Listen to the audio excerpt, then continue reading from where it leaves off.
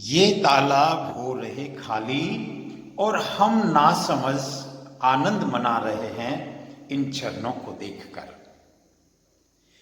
ये सिरोही का मातर माता जी का तालाब है जो सिरणवा की पहाड़ी के ऊपर बनाया हुआ है।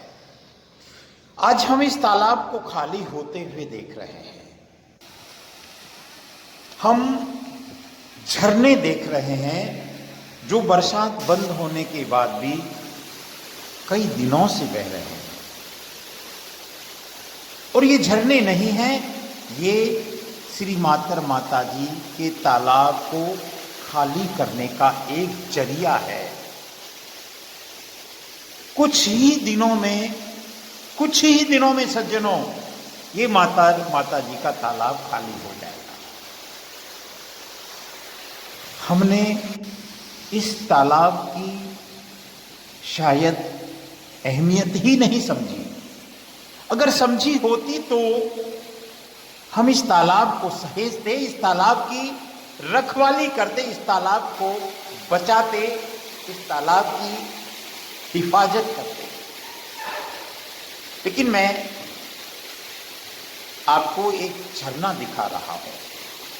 ये झरना नहीं, ये ओवरफ्लो भी नहीं, ये तालाब से निकलता हुआ वो अमृत है जो कुछ ही दिनों में बहकर निकल जाएगा।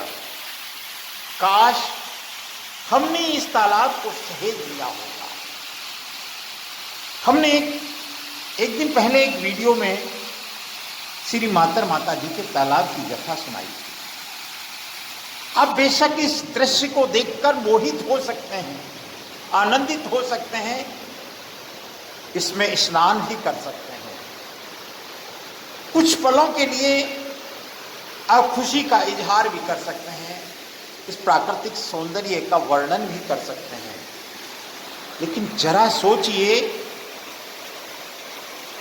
झरने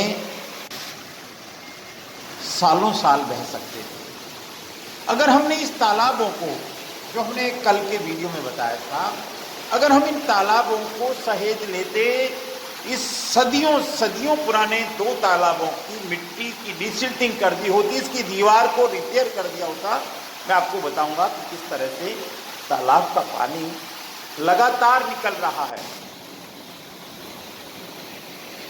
ये श्री मातर माता जी का महातीर्थ है। तीर्थ है, महातीर्थ है, और इस तीर्थ की महिमा हमने अनेक बार बताई है। लेकिन आज इस महिमा के साथ मैं उस दर्द को पुनः बताने की कोशिश कर रहा हूं। सज्जनों, अगर आपके समझ में आती है, हमारी सरकार के समझ में आती है, हमारे ऊर्जावान जनप्रतिनिधियों के समझ में आती है, तो आने वाले समय में ये निश्चय तय कर लें कि श्री मातर माता जी के तालाब को सहेज। 2 तालाब है, ये नक्की झील से कम नहीं है साहब। आपको वीडियो के अंत में उस तालाब का एक विहंगम स्वरूप दिखाई देगा। ये पानी है जो ऊपर के तालाबों से निकल रहा है लगातार। देखिए, अभी चारों तरफ बरसात हो रही है, ये पानी बहकर निकल जाएगा। काश हम सहेज लेते। किसी कवि की एक कविता में निवेदन कर देता हूं, पानी हमें क्षमा करो,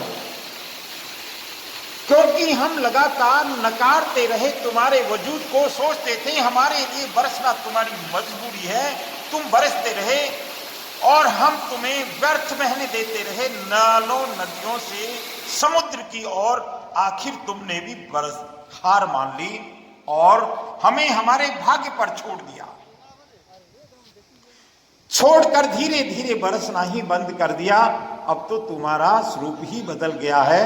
कभी नजर आते हो तो खारे समुद्र में, या कभी लोगों के पसीने और बूढ़े बच्चों के आंसुओं में। पानी हमें क्षमा करो, ये भाव थे किसी कवि के।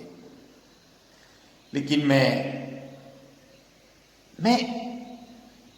सच में, देखिए, सिरोही देवनगरी है, हाल ही में अरबुदा गौशाला को सहेजने का बीड़ा उठाया है पथमेड़ा गौ तीर्थ ने, और इसके लिए हमारे विधायक महोदय को कोटि कोटि धन्यवाद है, हमारी सरकार को धन्यवाद है।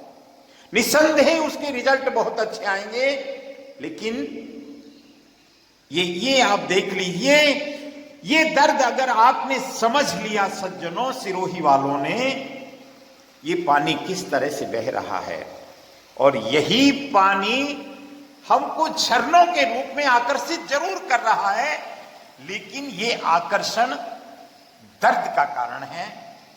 पानी हमें क्षमा करो। हम देख रहे हैं किस तरह से पानी व्यर्थ बहकर चला जाता है। आप सोचिए, ये देखिए, इस दीवार को देख लीजिए, ये जर्जर हो चुकी है सज्जनों। क्या हम इसको रिपेयर नहीं करा सकते?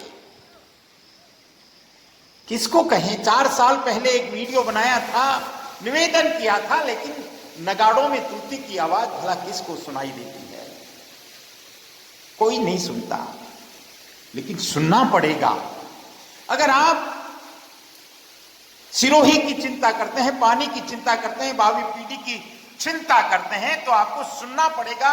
सिरोही के तालाबों को सहेजना पड़ेगा, नियमित डिसिल्टिंग की करानी पड़ेगी, इनमें से अंग्रेजी बबूल आदि निकालने पड़ेंगे, इनकी दीवारों को, पालों को मजबूत करना पड़ेगा, और ये करना ही पड़ेगा क्योंकि आप सरकार हैं, क्योंकि आप समाज के वो अग्रणी लोग हैं जो कर सकते हैं। मैं राजेंद्र नरूका, ये मेरे भाव हैं। पानी वाले बाबा आए थे सिरोही में, उन्होंने आश्चर्य व्यक्त किया कि पानी वाला, प्रकृति का प्यारा सिरोही टैंकरों वाला सिरोही कैसे हो गया। टैंकरों से पानी सप्लाई होता था साहब। बरसात आती है, कभी आती है कभी नहीं आती, हम पानी को इतना सहेज लें, और माता जी की ये 2 तालाब तो साहब अद्भुत हैं। आपने अगर इनको नहीं सहेजा तो बहुत पछताना पड़ेगा। मैं श्री माता जी की जय के साथ मेरी बात को विराम देता हूं। ये महातीर्थ है, महाधाम है। श्री माता जी की महिमा हम सब जानते हैं। जिस समाज में, जिस कुल में, जिस नगर में, जिस देश में श्री माता जी का प्राकट्य होता है, वो धन्य हो जाता है। नमस्कार।